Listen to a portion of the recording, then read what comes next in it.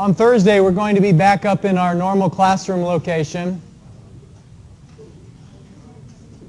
We ready to get started, guys?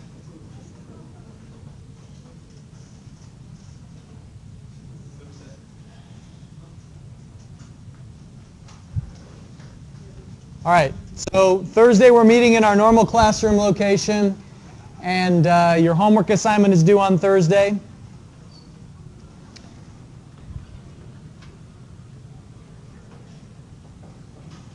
And today we're talking about break-even and payback analysis, and so we're in chapter 13. We're moving right along. We spent a lot of time in some of the early chapters in the textbook, but towards the end of the semester, for some reason, the way that it's formatted and organized is there's fewer ideas per section. So, any questions about today's announcements?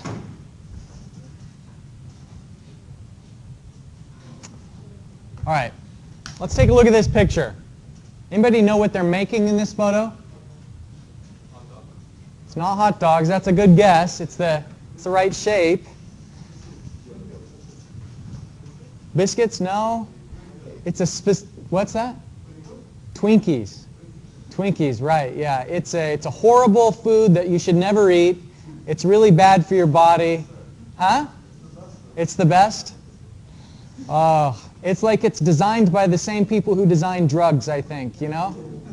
You know, it has all of the things your body craves. It has sugar, it has salt, it has fat, all of the things that, you know, the lizard brain, as they say, wants to eat as much as possible. Once you start eating the Twinkies, you can't stop until you run out of the box. Huh? They did temporarily. The company went bankrupt. And it was big news in the United States. It was front page news, you know, Twinkies no longer for sale.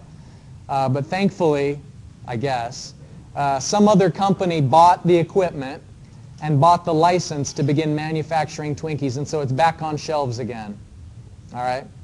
Well, let's talk about not just the disgusting food, but let's talk about the equipment and costs. So a company that's making Twinkies, what are they paying for? If we just look at this picture, some of the things in this picture you have to pay based on how many Twinkies are being produced. So for instance, the packaging. If you make 100 Twinkies per day, you'll have to pay a certain amount for the plastic packaging. But if you're making 10,000 per day, then obviously your costs are going up. The same is probably true for the workers that we see in the picture here. That the level of productivity, how busy the company is, affects their labor costs. Because if they have to shut down production for the day, they send the workers home and then they don't get paid for that day. You know, here in the UAE, most workers are on an annual contract basis rather than on an hourly basis. But that's the exception rather than the rule in the US for laborers. Most of the time, those laborers are only paid on the basis of how many hours per day they're working. And so labor is considered what's called a variable cost, where the more you do the activity, in this case making Twinkies, the more you have to pay your laborers. Look at the equipment. There's a lot of machines in this enterprise. And the thing is, the cost of the machines doesn't change depending on if you're making 100 per day or 10,000 per day. You know, once you have purchased that equipment, or if you're leasing it, you know, the level of activity isn't going to increase or decrease what's called a fixed cost. And so there are a lot of things that we can classify as fixed costs. If you think about a business and what it's doing, the number of items sold may be one way to think about it if it's a business that is generating products. But of course, there are also businesses that sell their services. So tax preparation services, or it might be physical therapy services. There's a huge range of things that can be sold. But but it doesn't matter whether it's a consumer products or services. Fixed costs are those things that aren't directly changing as a function of how much you're doing. So think about rent. If you own a store, you have to pay the annual rent on the store, and your landlord isn't going to give you a discount if you have fewer people buying things from you, and he's not going to charge more if you're selling more during that 1-year period. I mean, when you renegotiate the rent, maybe you can convince your landlord to give you a discount if you're suffering, or maybe your landlord will see that the property is more valuable if you're doing well and maybe would change those. But on a short-term basis, rent is what's considered a fixed cost. So let's look at some of these other fixed costs. Insurance. Now, when I buy the insurance on my car, it's just a fixed price. They didn't ask how much I'm going to be driving.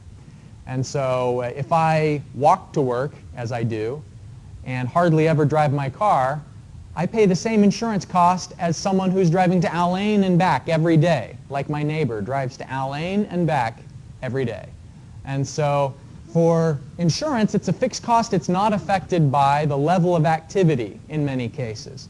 And so look at all these things. Now, salaried employees are different from labor hourly employees. So the supervisor of this factory probably gets paid on an annual basis rather than on an hourly basis. And so sometimes salary costs can be considered fixed if your workers are on a salaried basis, and sometimes they're variable if you have to pay overtime.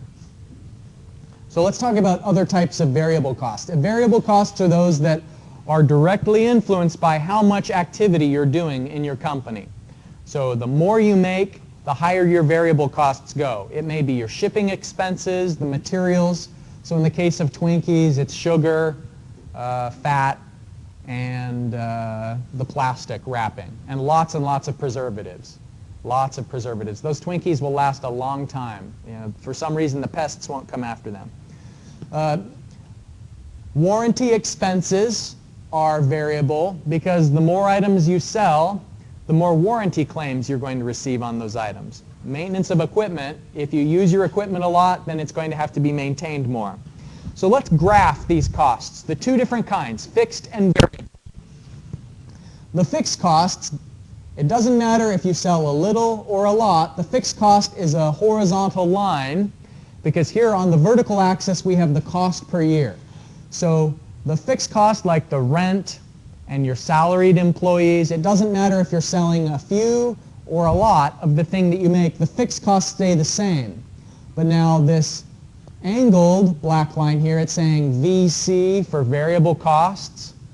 The variable costs, if you sell more, you have to have the higher cost. And so then the blue line is the total. It's the sum of the fixed costs and the variable costs together. So this is a very straightforward idea. And this is a linear relation. Consider this nonlinear trend.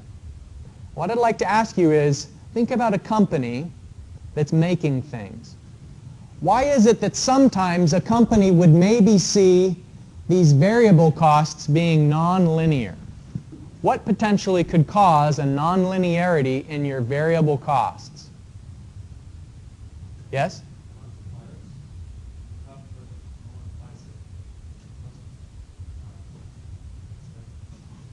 Okay.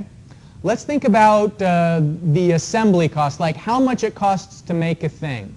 What this trend is showing is the more you make, it seems like the variable costs are still getting higher, but they're tapering off. Like the slope of that line is becoming more flat. So what is that saying about your expenses? What's the trend? In what way? Like specifically, what's happening? Mm-hmm. Okay, so it seems like the more you're making, some of your costs are going down. So in the case of a manufacturer, if you go out to your suppliers and you're buying plastic, you know, the Twinkies, the person who's buying the plastic to wrap the Twinkies in it, if you only buy 1,000 pounds of plastic, maybe you have to pay one price. But if you tell your seller, I'll buy 1 million pounds of plastic, then maybe they're going to give you a discount, like a bulk or a volume discount. If you buy a lot of things, then your cost per unit may be going down. And so that's what we're seeing with this nonlinearity, is that the more you're making, of course the fixed costs are the same, and the variable costs are increasing, but it's increasing at a declining rate. And that's, this curve flattening out just means that the the rate of your cost increases is slowing down. Mm-hmm. This intersection, there's no significance of this intersection. Yeah. The blue line is just when we're adding the two together. Good question, because the intersections will be important on the next graph. But on this graph, where the two black lines are intersecting, is just coincidental. All right, so here's one where it does matter. We're looking at two different lines here, though. Okay, so the first line, this one, is total cost. What are the two components of total costs? Variable and cost, right. FC and VC. That's what this line is. And you can tell that it's a linear. So this is a linear total cost trend. The other line that we have, it's shown as the revenue line. The revenue comes from how many items you're selling and the price that you get per item. And so if you sell 0 items, you have 0 revenue. So you're selling more items, you have more revenue. So the intersection here is where your costs and your revenue intersect. So for a business, what do you think is the good place to be in this Q range? Do you want to be on the right side, on the left side? On the right side. You want to be the right of 60. And here we're saying QBE. Q means volume, or the number, how much of it.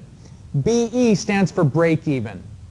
And break even, that crossover point between profitability on the right side and losing money on the left side. Because if you sell less in this illustration, if you sell fewer than 60 units per month, then your costs are higher than your revenue.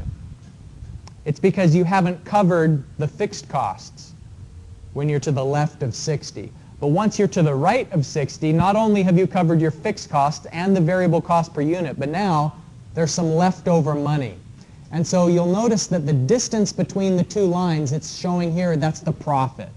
It's the distance or the difference between revenue and costs. And this is a simple idea, right? Profit equals revenue minus cost. So you get to keep the difference. This figure is showing what happens if your variable costs are reduced. So let's say that this was the situation initially. So we had our cost line and our revenue line. What happens if you can negotiate with your supplier and you're so good at negotiating that they sell you the items that you need at a discount, and so that's going to bring the cost line down.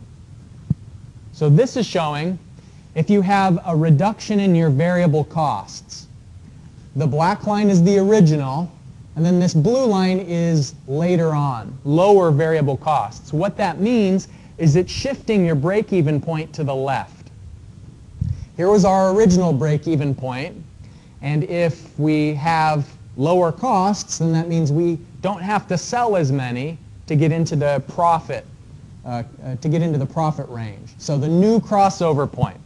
So this figure looks a little bit complicated at first glance, but it's not. It's just showing the same thing as before. It's showing where is the break-even point, and if you have lower costs, the break-even point is to the left. So what about if you have higher costs? What does that do to your break-even point? It's going to shift it to the right. So if this line got higher, then it's going to move the break-even point further up the line. We have a formula here that the amount of product you have to sell for break-even, so QBE is the break-even quantity. It's your fixed costs divided by the revenue per unit, so that's the sales price. And then lowercase v here is the variable cost per unit. So think about the Twinkie. What is the cost of the plastic that goes into one Twinkie? It's probably pretty small. What is the cost of the sugar in one Twinkie, and the oil and the salt? So the variable costs are those things which are affected by the rate of production. And so you'd also need to count in the labor cost per unit. You'd need to account for the maintenance on the machinery per unit of thing that's being sold. All of the variable costs together is this lowercase b. So any questions about the concept so far? So this class is all about decision making.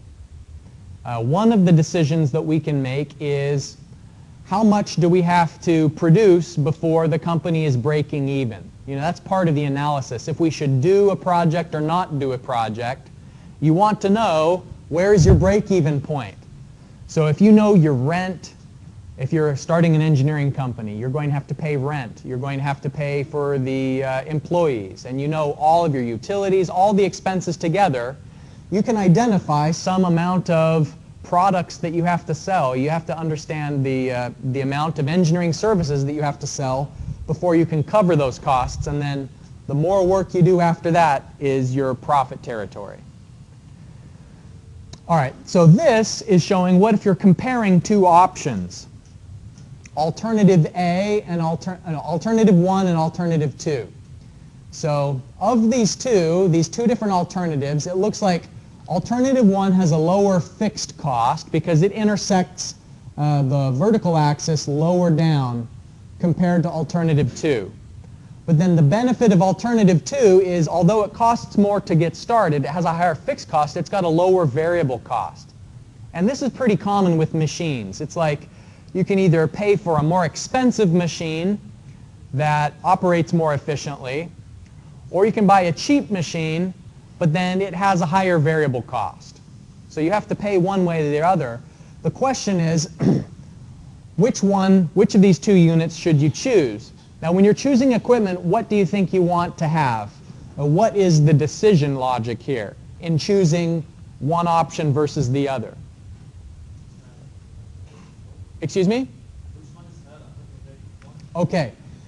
That would be true if these were revenues, but these are costs. And so what you actually want to do is you want to minimize your cost. And so you look at how many items do you expect to sell? And then you try and find the one that's the lowest of the two lines. And so if you expect that you're going to sell relatively few, then it looks like alternative 1 would be the best if you're to the left of this break-even point. So you'd go for the one that gives you the lowest costs. To the right of the break-even point, it looks like alternative 2, they've changed the color here just to show that it's the lower of the two options. So alternative 2 is preferred if you're making a lot of the items because it has lower variable cost per unit. So which alternative to select is determined by how much production you're doing. So in today's in-class exercise, what we're going to be doing is looking at a decision. We have two equipment options. And I've given you data about their first cost, which is how much we pay to buy the item. We know its predicted life for each option. And with the predicted life and the first cost and the salvage value, then we're going to calculate the capital recovery.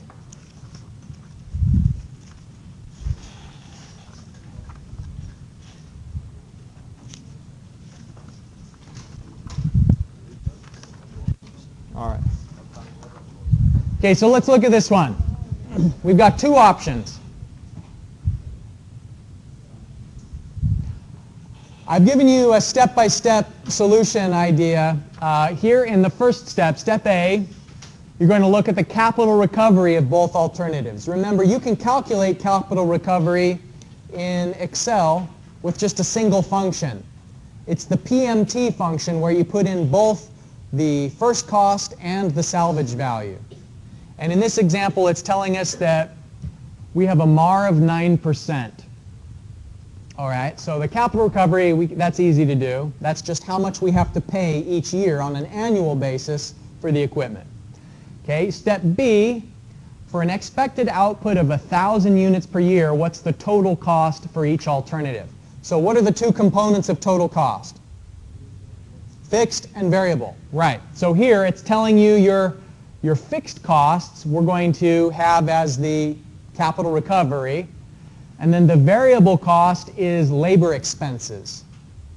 Now, labor expenses, you have to calculate that a little bit indirectly because I'm telling you for each of these equipment, one of them is more efficient than the other. Option 1 can produce 3 items per hour, so it's a faster machine than option 2. In both cases, you're going to make 1,000 units per year. It's just how long does the machine have to be running is the difference between them. Option 1, the machine doesn't have to run as long, and so you're not going to have to pay the workers as much. You're paying your workers 180 dirhams per hour in option 1. In option 2, you have to pay the workers 195 dirhams per hour. Maybe it requires more personnel or a different skill level, but for whatever reason, the labor costs per hour are different. So you're going to have to find out how many hours to operate each piece of equipment and then the total cost based on that. Do the same thing for option C, and then in option D we're going to be looking at goal seek, trying to find the crossover point. So in case it's useful, on the back side of the paper is a template that's just showing one way you could set this up. You don't necessarily have to follow this formatting template, but it's how my solution is going to be, the one to show you what it looks like at the end. Okay, so what we've got is the first cost, that's in the problem statement. Predicted life is in the problem statement. Salvage value is in the problem statement, as are the labor costs and the productivity.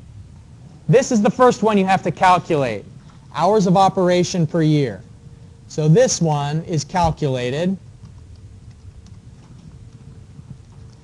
and everything else arises based on that. So I will pause the recording and let you get started on the in-class exercise.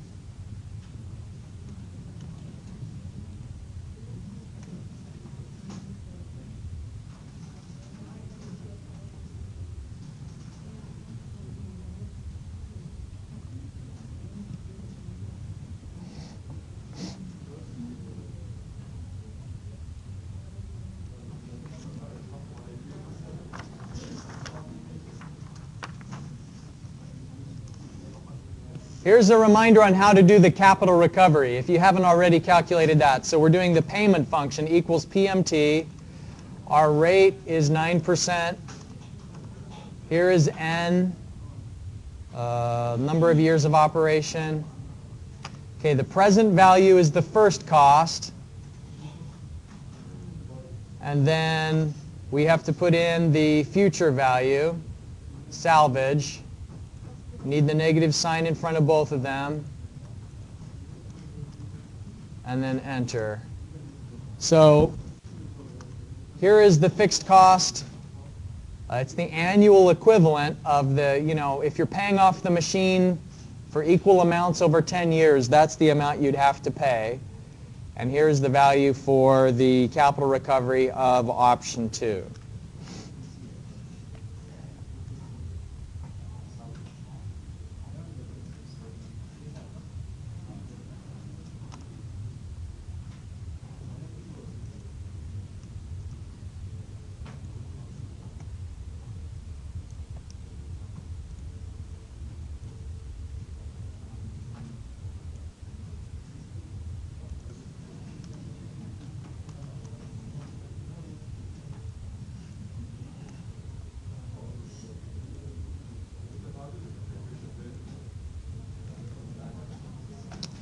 The variable cost is the number of hours multiplied by the cost per hour.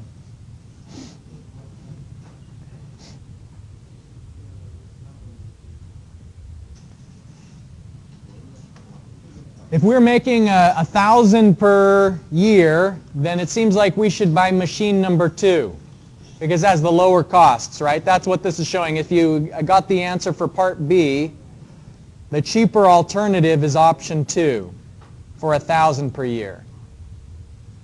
But if we have 3,000 per year, then it's going to change which one is cheaper. So you'll notice that if you do 3,000 per year, then it turns out to be option 1 that is cheaper. So you should, I guess if you're going to be making 3,000, then you buy equipment number 1. So the last part of this, part D, it's saying to use goal seek. And our goal, according to what it's saying in the problem statement, is to find the output where the two options are equally expensive. So that's a problem for us, because goal seek, you have to know a certain amount. Like your objective has to be a fixed number. But these keep changing around, these numbers. Like if I do 2,800, well, they're pretty close, but not there yet. What about 2,700? So how can I automate it if I don't yet know the cost that I'm looking for? Well, yeah, it's the difference, because we're trying to find where the two are equal. So here I'm going to say the difference in cost, and then here have one of the costs minus the other. So our goal is to make the difference equal to 0. So let's do that. By data, what if analysis, goal seek, we want this difference cell to 0 by changing the number of items that are being sold. And it goes through and finds that once we make 2,045, that's the break-even point. We could make a graph similar to this one using what we've just done on the spreadsheet. We found the total cost trend for both and the break-even point. So here in the calculations, it found that if we're making 2,045.62 items per year, then both of the equipment is equally affordable. If the output is less than this, we should choose option 2. If the output is more, then we should choose option 1.